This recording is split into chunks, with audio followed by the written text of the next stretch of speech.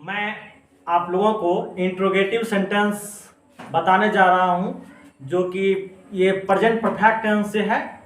देखिए, present perfect tense में interrogative sentence का रूल दिया गया है। देख लीजिए आप लोग ध्यान से, यहां पर दिया है रूल नंबर 3 इंट्रोगेटिव सेंटेंस। सबसे पहले जो है इस रूल को देखिए क्या लिखा हुआ है। इंट्रोगेटिव सेंटेंस में जो है हेल्पिंग वर्ब जो होता है, सहायक क्रिया, वह जो है सब्जेक्ट से पहले लगाया जाता है। देखिए यहां पर लगा हुआ है सब्जेक्ट से पहले हेल्पिंग वर्ब दिया जाता है। क्या दिया जाता है? हैव, हैज, मतलब सहायक क्रिया जो होता है वह सब्जेक्ट से पहले रखा जाता है। उसके बाद तब क्या दिया जाता है? सब्जेक्ट दिया जाता है। ये अब उसके बाद सब्जेक्ट के बाद जो है तब यहां पर क्या दिया जाता है? वर्ब का तीसरा रूप। क्या होता है?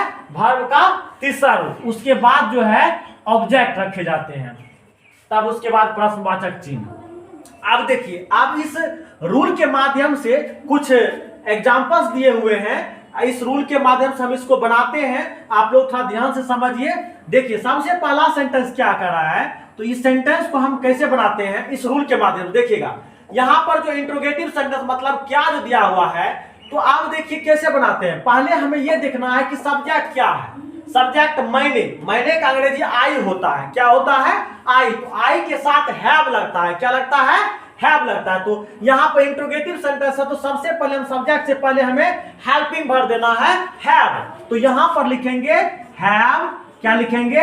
हैव। उसके बाद जो है तब हमको सब्जेक्ट देना है कौन सी? आई। तो हैव आई। उसके बाद हो जाएगा कौन सी? लिखा। ये हमारा वर्ब है, तो ये तीसरा रूप क्या हो जाएगा? रिटन। WRITTEN, written. उसके बाद तब ऑब्जेक्ट क्या है? पत्र। तो यहां पर हो जाएगा have I written a letter. ये पहला सेंटेंस इसका ट्रांसलेट किए। अब उसके बाद देखिए दूसरा सेंटेंस क्या कह रहा है कि क्या आपका भाई आया है। क्या कर रहा है? ट्रांसलेशन क्या कर रहा है कि आपका भाई आया है। तो देखिए सबसे पहले क्या है? आपका भाई, ये आपका सब्जेक्ट हो गया। क्या हो गया? ये सब्जेक्ट हो गया। लेकिन इंट्रोगेटिव सेंटेंस है तो इसमें क्या लगा हुआ है, तो सबसे पहले हमें हेल्पिंग वर्ब देना क्या है?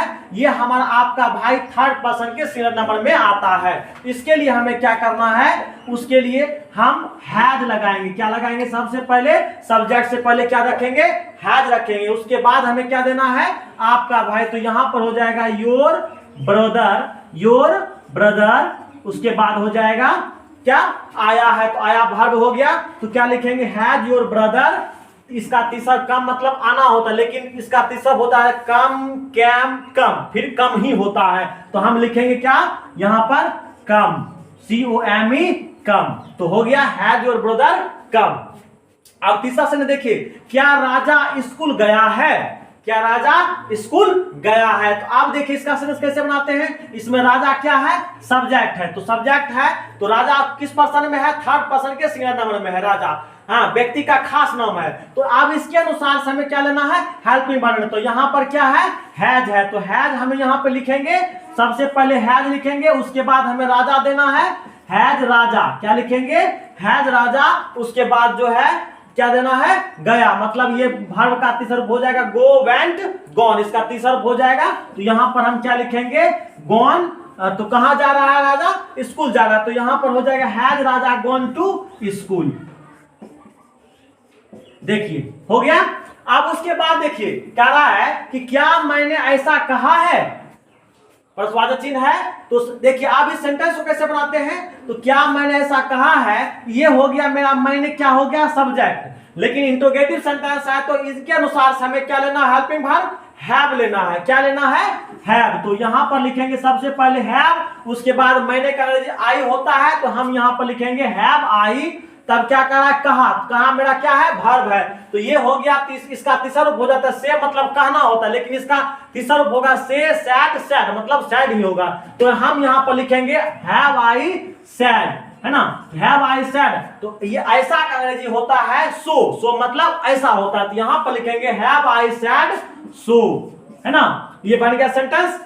कितना आसान से देखिए, आप इस रूल के माध्यम से हम बना रहे हैं सेंटेंस। आप भी इस रूल के माध्यम से सेंटेंस को बनाइएगा तो आसानी से आपका सेंटेंस बनेगा। देखिए उसके बाद क्या कर रहा है? अब क्या मोती ने पत्र पढ़ा है? क्वेश्चन क्या करा है, देखिए इंट्रोगेटिव सेंटेंस में देखिए क्या करा है, क्या मोती ने पत्र पढ़ा है। तो सबसे पहले मोती क्या है, मेरा सब्जेक्ट है, तो सब्जेक्ट के अनुसार से हमें क्या देना है, हैज देना है। तो यहां पर हमें लिखना है हैज मोती, हैज मोती। उसके बाद क्या देना है, तब हमें वर्ब देना है, पढ़ा, पढ़ा क्या है, वर्ब है, तो इसका तीसरा रूप क्या हो जाता है, रीड, रेड, रीड ही होगा। तो हैज मोती रीड, तो क्या कर रहा है, क्या पढ़ रहा है, तो पत्र पढ़ रहा है, तो यहां पर हो जाएगा पत्र। तो यहां पर read a letter, read a letter, ये हो गया सेंटेंस बनके तैयार हो गया। अब देखिए अंतिम सेंटेंस क्या है, क्या बच्चे सो चुके हैं।